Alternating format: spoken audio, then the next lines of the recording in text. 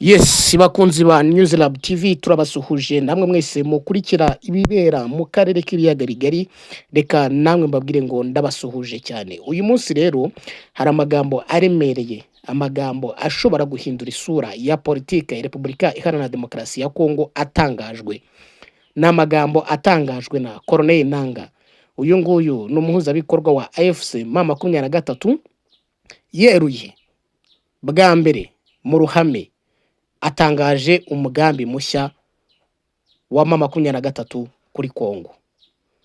Ni mu mahugurwa yabaye uyu munsi i Goma.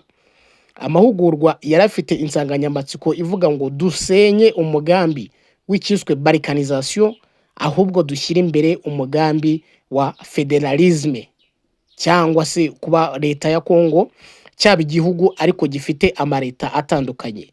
No kuvuga ngo hari imyumvire leta ya Kongo yagiye ishyira mu bantu igaragaza ko AFC M23 ikintu kiraje ishinga ari cyitwa balkanisation, ari kuvuga ngo u Rwanda ngo rushaka kwiyomekaho ubutaka bwa Kongo, cyane cyane ibice byahoze ari by'u Rwanda, ngo u Rwanda rurashaka kubigarukana.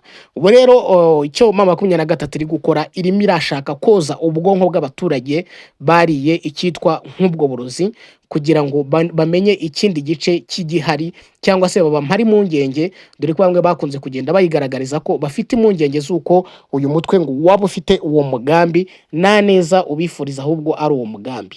Ibitangajwe rero na Nangaa cyangwa umugambi mushya wa AFC M23 kuri Kongo, so gufata ubutegetsi gusa, ahubwo hari no guhindura imiterere y'Igihugu. Ese RDC yabigiye kuba Repubulika Yunze Ubumwe, cyangwa se Federal Republic, cyangwa Etat Federal? Ibi bivuze iki ku muturage wa Kongo no ku karere Kongo iherereyemo? Guma hano byose turabisesengura, ntujye kure. Ariko nkwibutsa gukora subscribe, gukora like ndetse na share, kugira ngo tujye twibanira muri aya makuru tuba twabateguriye, ntujye kure. Dutangira n'amakuru yacu rero, twavuze ko mu kiganiro Nangaa yatanze uyu munsi hari i Goma mu mahugurwa yaragamije guhugura bamwe ku kijyanye no kuvuga ngo dusenye imyumvire yo kuvuga ngo hazaba balkanisation, ahubwo dushyira imbere igitekerezo cyo kugira leta federale, cyangwa leta mu by'ukuri yunze ubumwe. Nangaa yavuze ko izina Repubulika ya Demokarasi ya Kongo barikoresha kubera akamenyero gusa, ariko ko bafite iyindi vision cyangwa ikindi cyerekezo, iyindi numbero. Nimwiyumvire Nangaa ukuntu yabivuze mu magambo ye. Nangaa yateruye ati ikibuga duhuriramo ni Kongo. Iyo tukita Repubulika ya Demokarasi ya Kongo kubera kumenyera gusa, ariko twebwe mu mitekerereze yacu ntabwo dutinya kujya inayivasha. Turiyubashye, turwanira muri Kongo, kandi mu cyerekezo cyacu nk'umutwe nuko Repubulika Iharanira Demokarasi ya Kongo igomba guhinduka Repubulika Yunze Ubumwe ya Kongo. Repubulika, cyangwa se mu by'ukuri hangaye ikintu ashaka kuvuga yuko Repubulika Iharanira Demokarasi ya Kongo igomba guhinduka Etat Federale. Akomeza Nangaa avuga ati mu by'ukuri twebwe ikintu dushyize imbere, nubwo tureba inyungu z'umuturage, ariko icyo dushyize imbere cyangwa iki turaje ishinga nuko tugira leta federale. Ntabwo dutinya kubivuga, ni amahitamo, ni icyerekezo, kuko tuvuga ko Kongo iri mu nyungu zacu z'ibanze, ariko inyungu nyakuri ni umunyekongo ku giti cye aho ari hose, kuko ineza ye niyo turwanira. Reka nongere nsubiremo aya magambo ya Nangaa, cyane cyane mu gice cy'ingenzi. Nangaa yagize ati mu cyerekezo cyacu nk'umutwe nuko Repubulika Iharanira Demokarasi ya Kongo igomba guhinduka Repubulika Yunze Ubumwe ya Kongo, Republique Fédérale du Congo. Bavandimwe rero, aya magambo afite uburemere bukomeye. Iyo Nangaa avuga Republique Fédérale, mu by'ukuri bivuze iki? Reka dusesengure, twinjire mu gace ko gusesengura, turebe icyo bishaka kuvuga kugira ngo buri muntu wese abyumve. Icyambere bivuze imitegekere mishya. Bivuze ko niba ari Republique Fédérale, bivuze ko ubutegetsi butazaba bukiri bwose i Kinshasa. Intara zizagira ubwigenge bucagase, autonomy, cyangwa autonomy. Izi ntara zizajya zitorera ba guverineri, zigenerwe umutungo wazo cyangwa ziwukoreshe uko zishaka, hanyuma zohereze igice gito ikinshasa. Ibi ni ibintu bimaze igihe bisabwa n'abanyapolitike batandukanye hara muri Kongo, cyane cyane abo mu burasirazuba bwa Kongo. Bavuga ko Kinshasa, mu by'ukuri bavuga yuko Kinshasa ibirengagiza, idakore umutungo wabo uba hariya mu burasirazuba bwa Kongo, barawutwara bakawugurisha, ariko ngo nta kintu na gitoya kibagarukira. Ibyo rero byakunze gusabwa M23 nabyo n'undi mugambi mushya itangaje. Hari undi mugambi noneho wo kujya Naivasha. Naivasha abantu babyumve, Naivasha kuvuga ngo ntibatinya kujyayo. Ahangana ahantu muri Kenya, ahantu hazwiho amasezerano y'amahoro. Ibi berekana ko M23 yiteguye ibiganiro, ariko ibiganiro bigamije guhindura itegeko nshinga n'imiterere y'igihugu, atari ibiganiro bigamije kuvuga gusa ngo turaganira ngo kugucyura impunzi. Woya, biteguye no kujya muri ibi biganiro bajyanye iyi proposal yo guhindura itegeko nshinga n'imitegekere y'igihugu cya Kongo. Icya gatatu, inyungu z'umunyekongo. Nanga aratsindagira ko ibi babikora ku nyungu z'umuturage. Ese koko federalisme niwo muti w'ibibazo bya Kongo, cyangwa n'uburyo bwo kugabana igihugu? Bya ndavuga ngo turatugabane cyangwa bimeneke. Mu by'ukuri witegereje neza, iyi ngingo ya Nanga irakanganye. Ugiye gusesengura usanga ko federalisme ariyo yonyine yakiza Kongo. N'abasesenguzi benshi bagaragaza yuko iki kintu cyitwa federalisme cyakiza Kongo, nka kuri Nigeria ibaho. Leta ikigenga, ikagira guverineri wayo, igakoresha umutungo kamere wayo, igakoresha ubukungu bwayo, ikubaka ibikorwa byayo, ariko none ikagira n'igice mu burubwa bukungu kigenerwa leta iri nuza yo hejuru ku rwego rwo hejuru.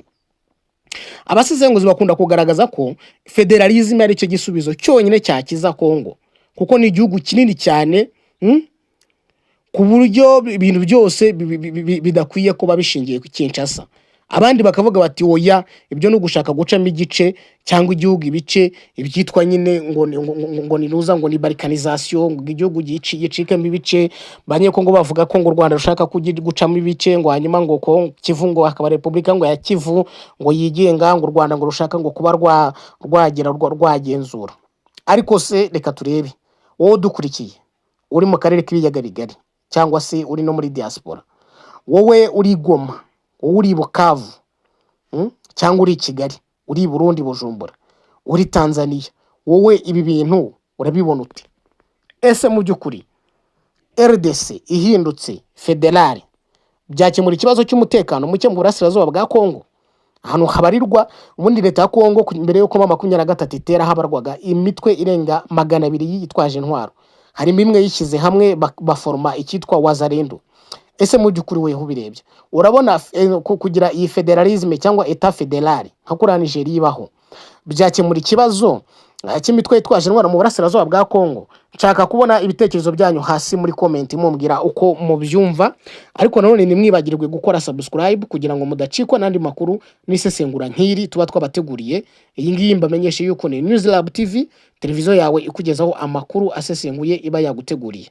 Reka dukomeze tubihanga amaso. Urabizi ko M23 ikunda kuvuga yuko ishaka kujya Kinshasa, ariko hari n'andi magambo mashya nyine batangaje bati twega dushaka ita federale, dushaka yuko tutagomba kugengwa gusa na Kinshasa, dushaka kugira natwe ibe state yenda yitwa state ya Kivu. Hari abatebya bakagaragaza state ukuntu zaba zingana, ariko igihari ubu ngubu M23 yo yiteguye kujya no mu biganiro iganira kuri iki kintu cyo kwabaho etat federale, kugira ngo mu by'ukuri nabo bagire hari mu burasirazuba bw'ibigenge, mu zindi ntara turi y'ibigenge. Byose ni ibintu turi buhanga amaso turebe se koko biri buze gukunda. Hagati aho ngaho nanone tutarajya kure nanone ya Repubulika ya Demokarasi ya Kongo, mu kanya mu kiganiro Perezida Kagame amaze kugira n'itangazamakuru, Perezida w'u Rwanda Paul Kagame avuze yuko yizera ko Washington, ibiganiro bya Washington biri mu cyerekezo cyiza cy'amahoro arambye mu karere, kandi ngo bizatanga umusaruro. abizi ko ku itariki 27 Kamena aribwo u Rwanda na RDC byagiranye amasezerano y'amahoro bifashijwemo na Amerika, akaba ari amasezerano mu by'ukuri yitezwemo ibintu byinshi.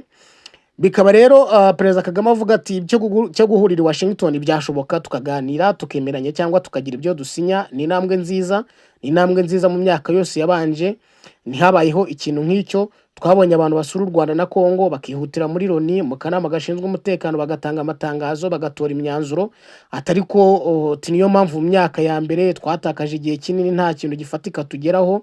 Ati gahunda zombi yaba iya Washington yaba iya Doha ni gahunda nziza, ari intambwe nziza iri mu cyerekezo cyiza. Twaba tugeze mu bihe by'ingenzi biduha ibishoboka bigaragaza icyizere cy'uko turi hafi yo kubona amahoro arambye. Ati ni ikintu twakomeza kwizera kandi tuzakomeza guharanira. Iki nicyo Perezida Kagame yagiye agaragaza. Ati murabizi ko biragaragara ko ubuyobozi bwa Trump bwakoze neza. Ati murabizi ko zimwe muri izi gahunda zitatangaga umusaruro kubera ko mu by'ukuri duhuriye Washington. Ati kubera ko igihugu gikomeye cya Amerika cyabyinjiyemo. Ati hari umusanzu ukomeye batanga, ariko iyo bireba ako kanya badashaka kubona umusaruro wa nyuma. Nuko mu by'ukuri twizera ko hari umutekano n'amahoro bizaturuka muri biriya biganiro bya Washington, kandi bikazaba ari amahoro n'umutekano birambye. Ati nicyo kintu twizera. Ati bitandukanye n'ababandi bagiraga gutya bagasabira u Rwanda ibihano gusa. Reka rero ngo dukurikiye kora subscribe, ukore like, ukore na share kugira ngo abantu tuzajye tuba benshi hano tubane muri aya makuru kuri iyi channel yanyu Newslab TV. Ni iby'agaciro rero, nagira ngo mbabwire ko andi makuru twategurira ari akagaruka. Mukomeze mugire ibihe byiza naho ubutaha.